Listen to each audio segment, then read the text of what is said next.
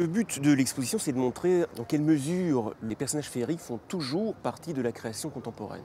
Pas mal d'artistes sont absolument obsédés par les contes. On pourrait même diviser les artistes qui se basent sur les contes de fées en 4 catégories. Vous avez des artistes qui sont obsédés par un personnage féerique en particulier, comme Pinocchio ou comme Blanche-Neige par exemple. Vous avez d'autres artistes qui sont fascinés par les univers féeriques. Alice Anderson, c'est une artiste britannique qui est fascinante parce qu'elle fait des doubles en cire d'elle-même et elle les met soit dans des cages, soit dans des cercueils de verre comme Blanche-Neige. Matthew Barney fait des films invraisemblables intitulés les films Crémaster où il y a des monstres, des gnomes, des fées et des choses de ce genre.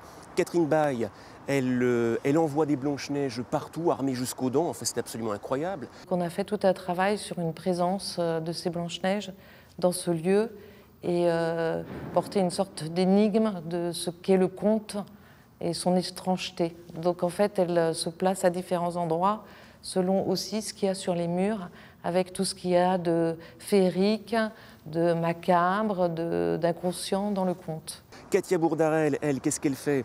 Eh bien, elle dessine des enfants qui font penser à Peter Pan, mais qui sont beaucoup plus menaçants qu'on ne pense. Alors il y a Will Cotton qui est à l'exposition. Alors Will Cotton fait de gigantesques peintures hyper réalistes montrant des maisons en gâteau. Wim Delvoye, il tatoue des cochons. Et sur ces cochons, qu'est-ce qu'il va tatouer? La Belle au bois dormant, Cendrillon ou Blanche-Neige. Et donc il y a un petit couloir à surprise. Bon, c'est un petit cabinet érotique. Mais vous allez voir, les nains ne sont pas toujours simplets avec Blanche-Neige. Jim Dine, il fait des Pinocchio gigantesques, de plus de 3 mètres de hauteur. Et alors, il y a encore 2 artistes, Karen Knorr, qui met des animaux dans des châteaux désertés. Les animaux sont empaillés, on ne le voit pas tout de suite, mais c'est le cas.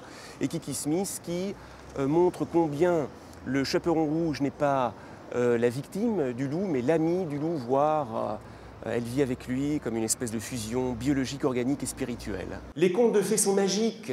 Certes, ils sont à l'image de la psyché humaine, c'est-à-dire qu'ils ont les recoins tordus, mais croyez-moi, ils ont des envolées sublimes.